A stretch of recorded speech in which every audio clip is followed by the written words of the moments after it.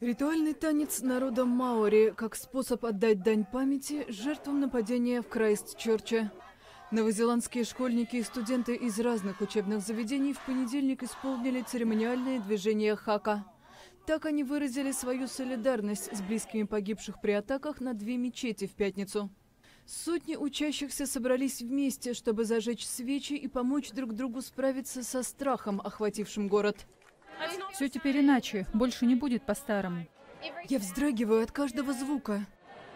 Все теперь пугает. После произошедшего жизнь не будет такой, как раньше. Это нападение стало самым кровопролитным в истории Новой Зеландии. Вооруженный мужчина открыл огонь по прихожанам во время пятничной молитвы. Жертвами массового убийства стали по меньшей мере 50 человек.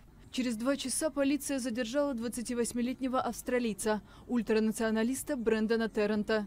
Следствие считает, что он действовал в одиночку. Мужчине предъявлены обвинения в убийстве.